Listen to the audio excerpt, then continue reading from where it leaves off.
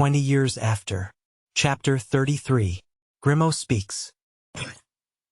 Grimaud was left alone with the executioner, who in a few moments opened his eyes. "Help! Help!" he murmured. "Oh God! Have I not a single friend in the world who will aid me either to live or to die?" "Take courage," said Grimaud. "They are gone to find assistance." "Who are you?" asked the wounded man, fixing his half-opened eyes on Grimaud. "An old acquaintance," replied Grimaud. "You?" And the wounded man sought to recall the features of the person now before him. "Under what circumstances did we meet?" he asked again. "One night, 20 years ago, my master fetched you from Bethune and conducted you to Armentières." "I know you well now," said the executioner. "You were one of the 4 grooms." "Just so. Where do you come from now?" "I was passing by and drew up at this inn to rest my horse. They told me the executioner of Bethune was here and wounded, when you uttered 2 piercing cries. At the first we ran to the door and at the second forced it open." "And the monk?" exclaimed the executioner. "Did you see the monk?" "What monk?" "The monk that was shut in with me." "No, he was no longer here. He appears to have fled by the window." "Was he the man that stabbed you?" "Yes," said the executioner.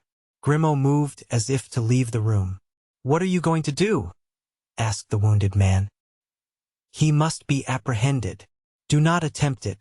He has revenged himself and has done well.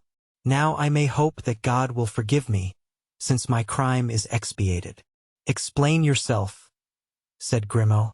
"The woman whom you and your masters commanded me to kill." "Milady." "Yes, milady. It is true you called her thus. What has the monk to do with this milady?" "She was his mother." Grimaud trembled and stared at the dying man in a dull and leaden manner. "His mother," he repeated. "Yes, his mother. But does he know this secret, then? I mistook him for a monk and revealed it to him in confession." "Unhappy man!" cried Grimaud, whose face was covered with sweat at the bare idea of the evil results such a revelation might cause. "Unhappy man, you named no one, I hope?" "I pronounced no name, for I knew none except his mother's as a young girl, and it was by this name that he recognized her, but he knows that his uncle was among her judges." Thus speaking, he fell back exhausted. Grimaud, wishing to relieve him, advanced his hand toward the hilt of the dagger. "Touch me not," said the executioner. "If this dagger is withdrawn, I shall die." Grimaud remained with his hand extended. Then, striking his forehead, he exclaimed, "Oh, if this man should ever discover the names of the others, my master is lost." "Haste! Haste to him and warn him," cried the wounded man. "If he still lives, warn his friends too. My death, believe me, will not be the end of this atrocious misadventure." "Where was the monk going?" asked Grimaud. "Toward Paris." "Who stopped him?" "2 young gentlemen, who were on their way to join the army, and the name of one of whom I heard his companion mention, the Viscount de Bragelonne." "And it was this young man who brought the monk to you?"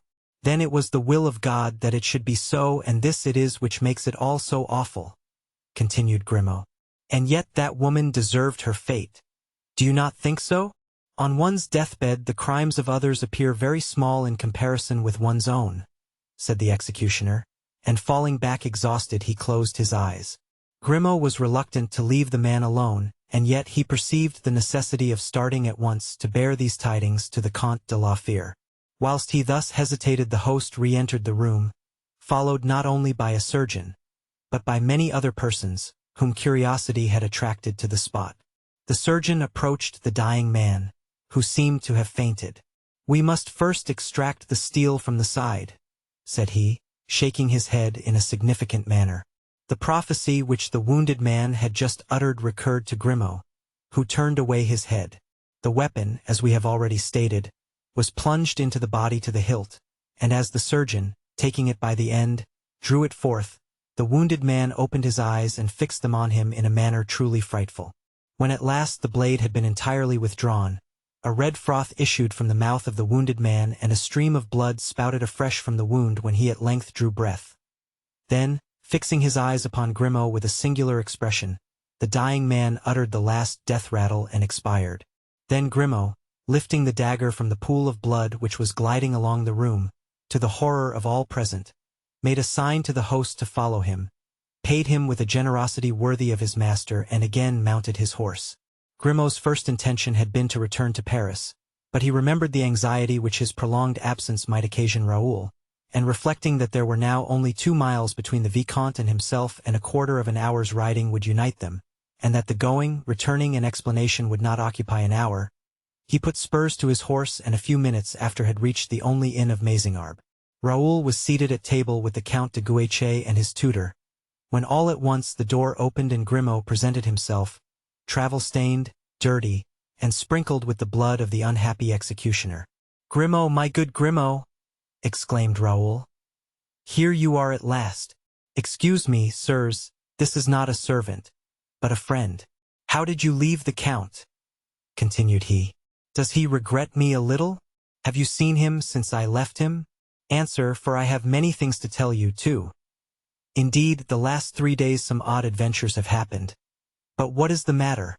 How pale you are! And blood, too. What is this?"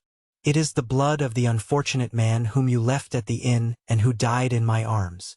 "In your arms? That man! But know you who he was?" "He used to be the headsman of Bethune." "You knew him? And he is dead?" "Yes." "Well, sir," said Darmanges, "it is the common lot. Even an executioner is not exempted. I had a bad opinion of him the moment I saw his wound, and since he asked for a monk you know that it was his opinion, too, that death would follow." At the mention of the monk, Grimaud became pale. "Come, come," continued Darmanges, to dinner. For like most men of his age and generation, he did not allow sentiment or sensibility to interfere with a repast. "You are right, sir," said Raoul. "Come, Grimaud, order dinner for yourself, and when you have rested a little we can talk." "No, sir, no," said Grimaud. "I cannot stop a moment. I must start for Paris again immediately." "What? You start for Paris? You are mistaken. It is Olivain who leaves me. You are to remain. On the contrary, Olivain is to stay and I am to go. I have come for nothing else but to tell you so." "But what is the meaning of this change?" "I cannot tell you." "Explain yourself." "I cannot explain myself." "Come, tell me, what is the joke?" "Monsieur le Vicomte knows that I never joke." "Yes, but I know also that Monsieur le Comte de la Fere arranged that you were to remain with me and that Olivain should return to Paris." "I shall follow the Count's directions." "Not under present circumstances, monsieur." "Perhaps you mean to disobey me?" "Yes, monsieur, I must." "You persist, then?" "Yes, I am going. May you be happy, monsieur." And Grimaud saluted and turned toward the door to go out. Raoul, angry and at the same time uneasy, ran after him and seized him by the arm. "Grimaud," he cried, "remain. I wish it." "Then," replied Grimaud, "you wish me to allow Monsieur le Comte to be killed?" He saluted and made a movement to depart. "Grimaud, my friend," said the Viscount, "will you leave me thus, in such anxiety? Speak, speak, in heaven's name." And Raoul fell back trembling upon his chair. "I can tell you but one thing, sir, for the secret you wish to know is not my own. You met a monk, did you not?" "Yes." The young men looked at each other with an expression of fear. "You conducted him to the wounded man and you had time to observe him, and perhaps you would know him again were you to meet him."